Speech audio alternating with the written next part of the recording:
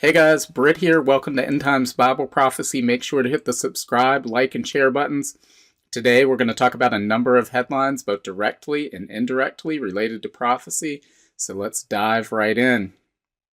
This first one is from the Daily Mail. And this is a headline. I just want to hit this headline. This is what was going on Tuesday afternoon through Tuesday night, long after we found out otherwise. It says the West plots response to Poland bombing. World leaders gather after Warsaw confirms Russian-made missile did, in big bold letters, cause blast in Polish village. It killed two and raises fears of worst conflict in Europe since World War II. So headlines like this were going out all over the place on Tuesday, well into the wee hours of early Wednesday morning, but then we see this. This is from the Washington Post. It says how an anonymous source raised false alarm of Russian strike on Poland. The Associated Press sent a terrifying news alert around the world on Tuesday. A senior U.S. intelligence official says Russian missiles crossed into NATO member Poland, killing two people, the AP wrote shortly before 2 p.m. The news agency noted that Poland's government hadn't confirmed the information, but that, quote, top leaders were holding an emergency meeting due to a crisis situation. The seemingly dire development, Russian missiles striking a member of a U.S.-supported international military alliance, was sent to and seen by thousands of news outlets. Some, such as Reuters, repeated it, citing the AP alert. There were cable news banners that blared that Russian missiles had landed in Poland. Social media influencers began speculating about whether NATO members might invoke a mutual defense pact and retaliate against Russia, potentially escalating the country's invasion of Ukraine to a global conflict. But one day later, the AP's original story has been taken offline and replaced with a correction note. And here, let's take a look at that real quick. It's this correction.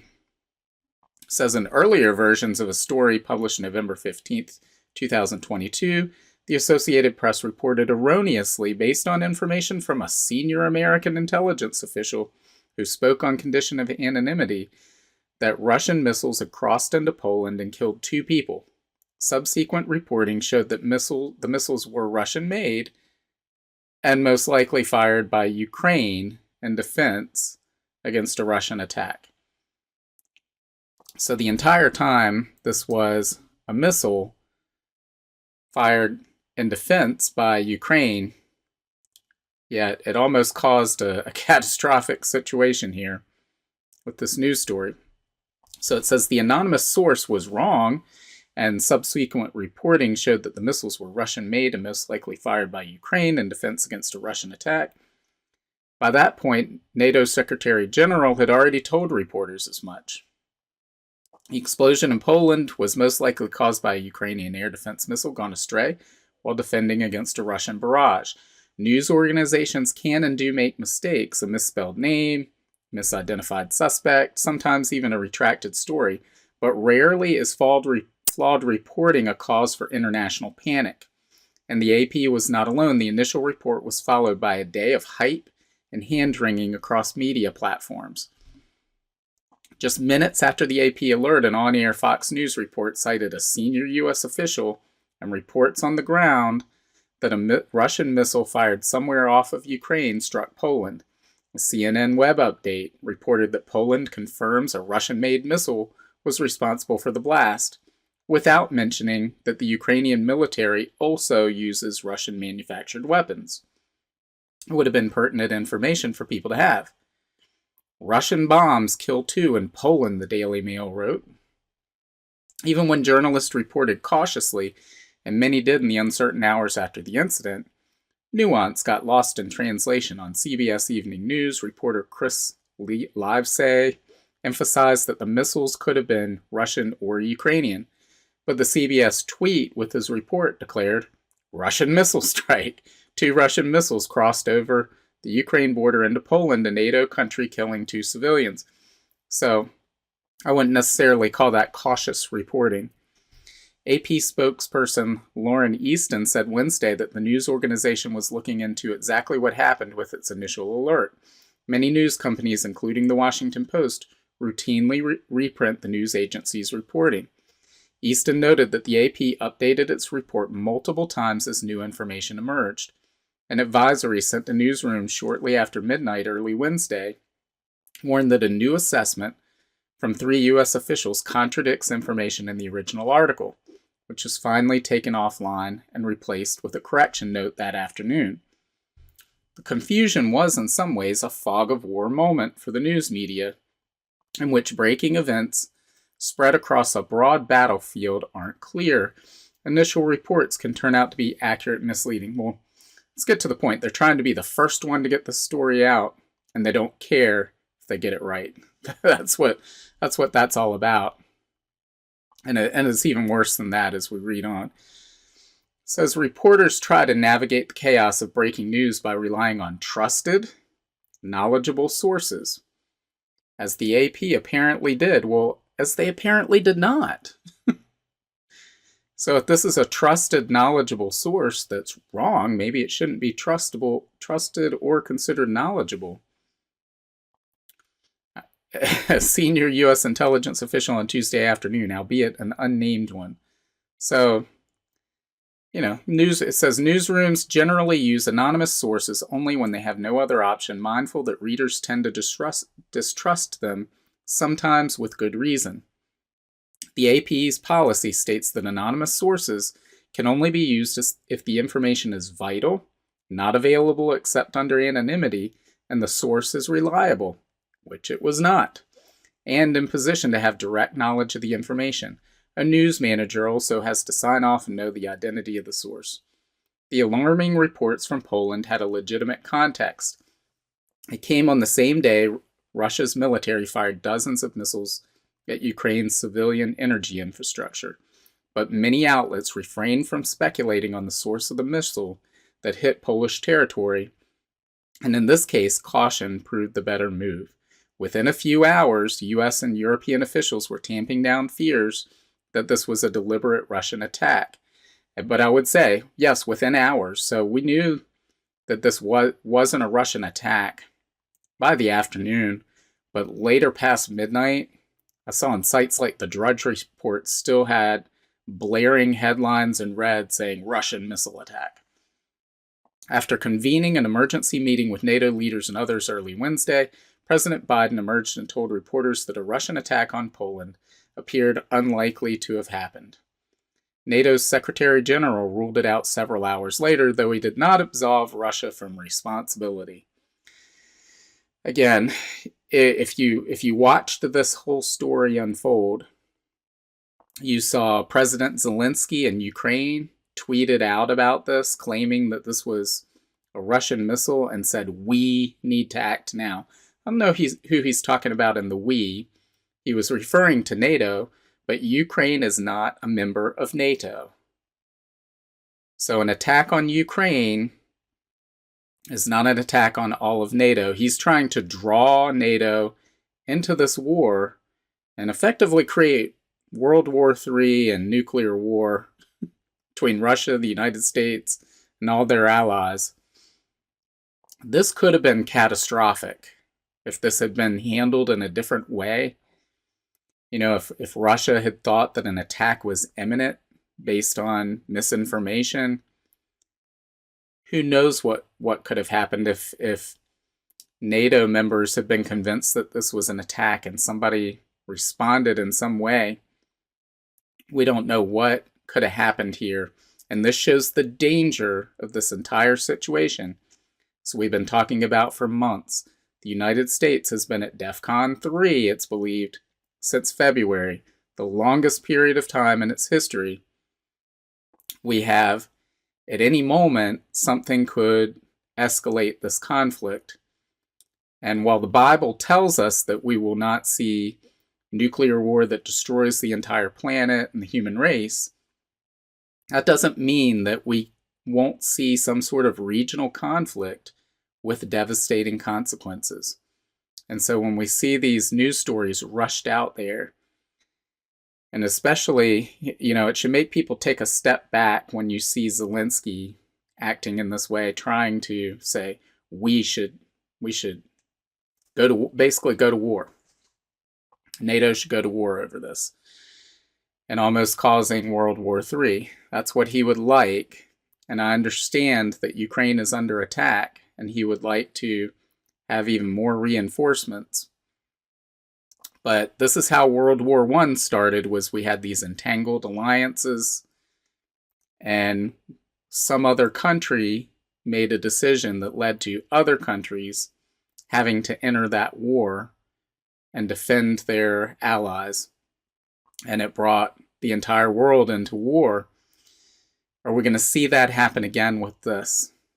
So this should make leaders take a step back, but of course it won't, because as we've seen, the NATO Secretary General ruled it out several hours later, but he didn't absolve Russia from responsibility. Well, you just said that it wasn't their missile, but you're not going to absolve them from responsibility. This is crazy, guys. I don't understand why we can't see cooler heads prevail and people back down from this.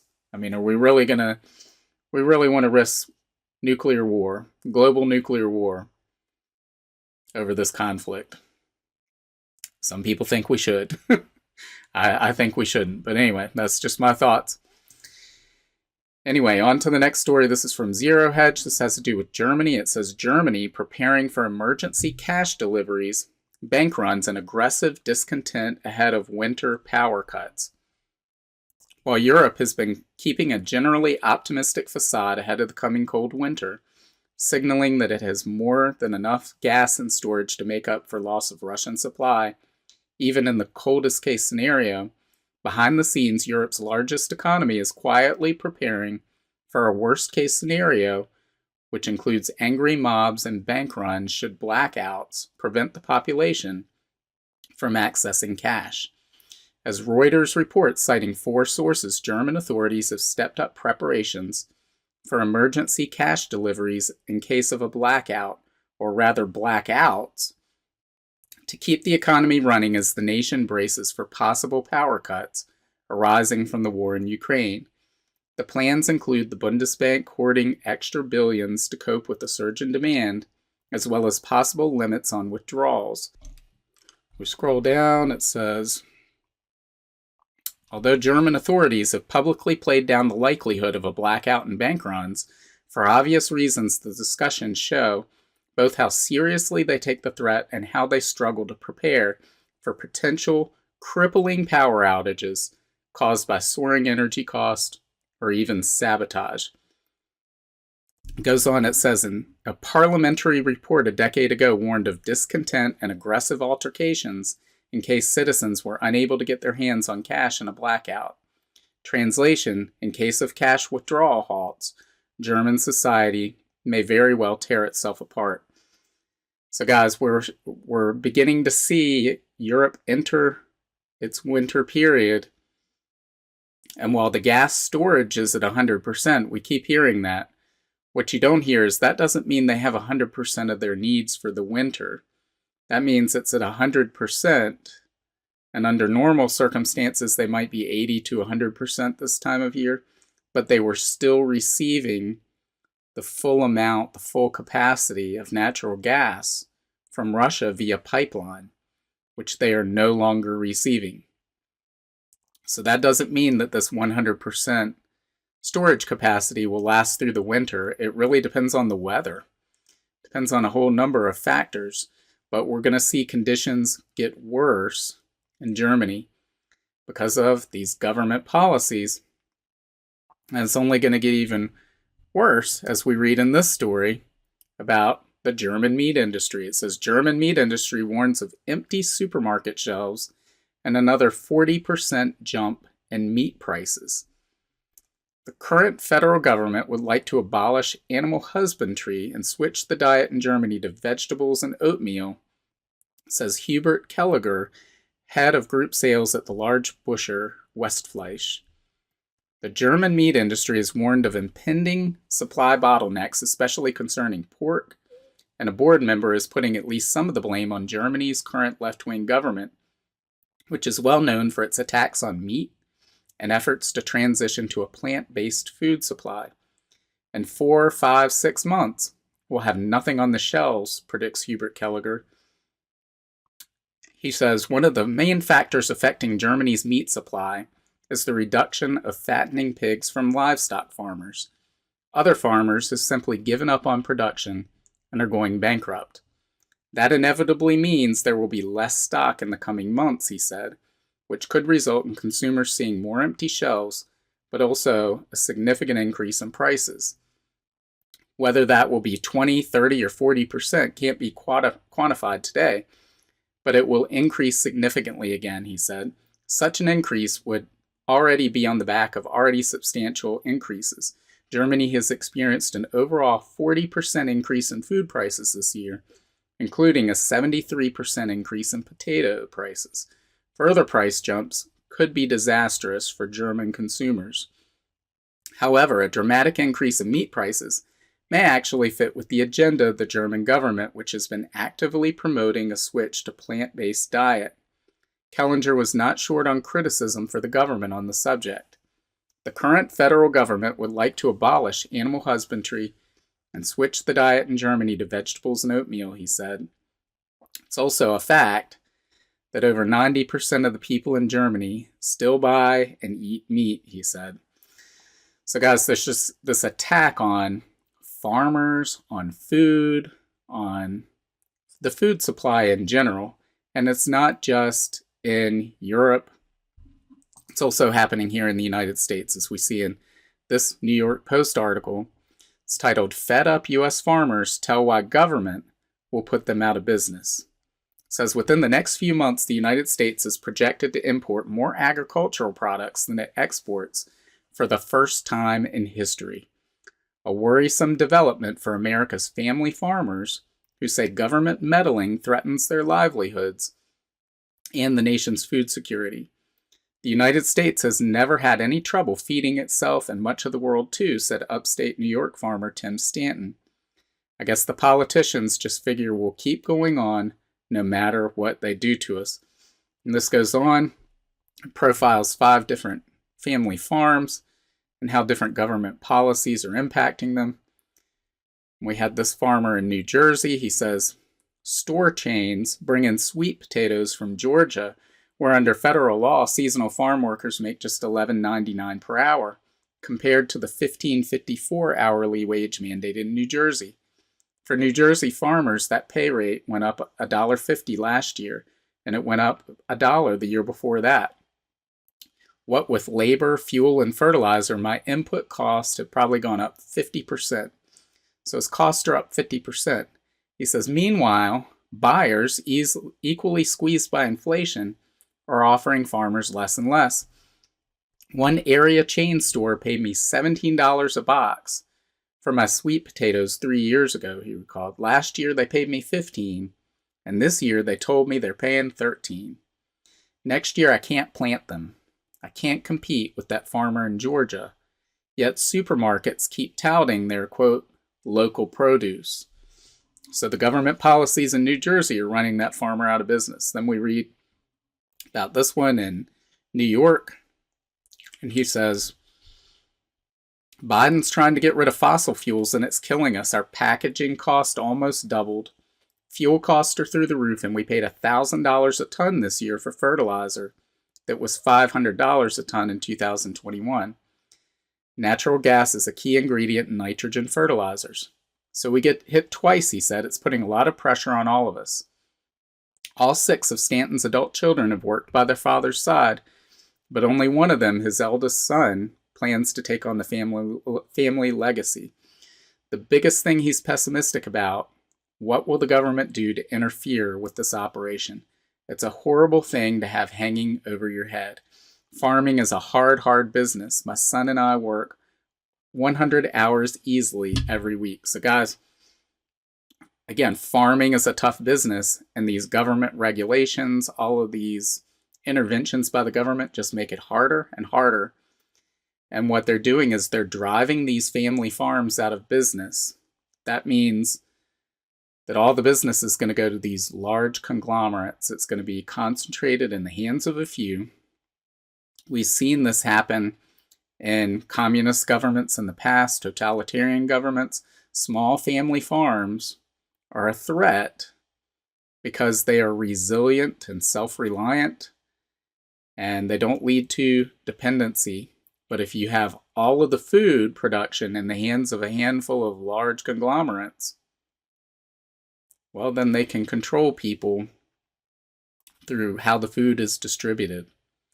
And so we've already seen this year, we've seen skyrocketing fertilizer costs, we've seen droughts and floods all over the world. We're seeing this constant assault on the food supply, and to have governments like we've seen in the Netherlands and Canada and elsewhere pushing these policies that are intentionally destroying family farms. This can't be coincidence. This can't just be a level of incompetence in policy. That's all I have to say about that. I think they're doing this on purpose. And where will that lead us? Well, this article from the Federal Reserve Bank of New York tells us. This is a press release they put out just 2 days ago. It says, New York Innovation Center to explore feasibility of theoretical payment system designed to facilitate and settle digital asset transactions. It says the Federal Reserve Bank of New York today announced that its New York Innovation Center will participate in a proof of concept project to explore the feasibility of an interoperable network of central bank wholesale digital money and commercial bank digital money operating on a shared multi-entity distributed ledger. What in the world does that mean? Well, it means they're rolling out the central bank digital currency is what it means. That distributed ledger technology is what Bitcoin uses.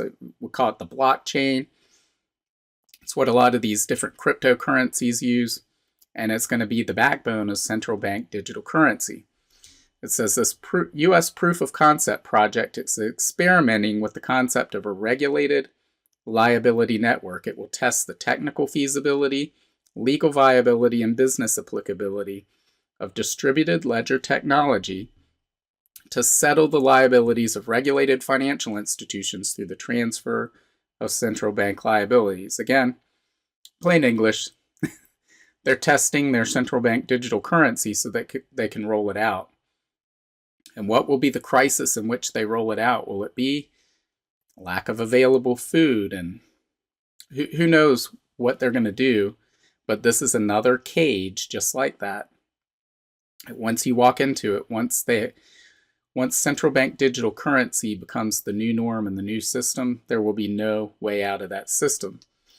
And then, of course, we come toward the end of their press release. That's where the real meat and potatoes is. That's where the lead is always at the bottom.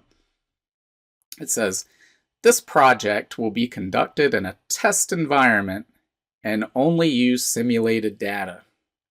It's not intended to advance any specific policy outcome. There's no reason they're just doing it for fun. It's not intended for any specific policy outcome. Nor is it intended to signal that the Federal Reserve will make any imminent decisions about the appropriateness of issuing a retail or wholesale central bank digital currency. We're not doing that. There's nothing to see here. We're just doing this for fun, just to sort of see what would happen. There's no reason to it, nor how one would necessarily be designed. The findings of the pilot project will be released after it concludes. Well, what are the findings supposed to tell us if there's no particular reason any of this is being done? You know what's coming next, guys. The central bank digital currency is coming. How can I be so sure? Well, we've got it right here in this government press release. Their official denial that it's coming. And when the government officially denies something, you can be certain that it's right around the corner. We're going to find out. And then they'll probably do something like, well, yeah, we lied, but we had to because the people couldn't have handled the truth. If we had told them that, it would have sparked panic. That's how they always do this stuff, guys. We read a article, 2 months ago, where they were talking about putting medicine inside mosquitoes, and they said, well, of course it's not our intent to release the mosquitoes. We would never do that, because then people wouldn't be able to give their license to being attacked by these mosquitoes. They wouldn't be able to say that they want to participate in that experiment. And then we turn the page and find out, oh, they released the mosquitoes. So, guys, this is, again, the official denial by the government means that it is coming. So, no doubt about it. This is part of the Mark of the Beast platform, the technology that underlies that. It's not the Mark of the Beast. That'll come during the tribulation. But all of this stuff sets the stage for that to take place. And all of these news stories point to that we are nearing the end. We see all the signs in the world today that Jesus and the prophets said to look for. And Jesus said, when you see those signs converge, I'm right at the door. My return is near. Look up. Your salvation draws near. So, guys, what do you think? Are they about to roll this stuff out? Are they going to roll out the central bank digital currency? Leave your comments below. Make sure to like and share this. God willing, I'll see you tomorrow. Bye. If you want to learn more about the end times and Bible prophecy, make sure to sign up for my free monthly newsletter and get your copy of my free ebook, 7 Signs of the End Times. Just follow the link in the description to get your free book. Also, make sure to check out all of my books. Just look up Britt on Amazon, Barnes & Noble, Apple iBooks, Google Books, Kobo, or anywhere books are sold. Thanks for watching today, and until next time, keep your eyes fixed on Jesus, the author and perfecter of our faith.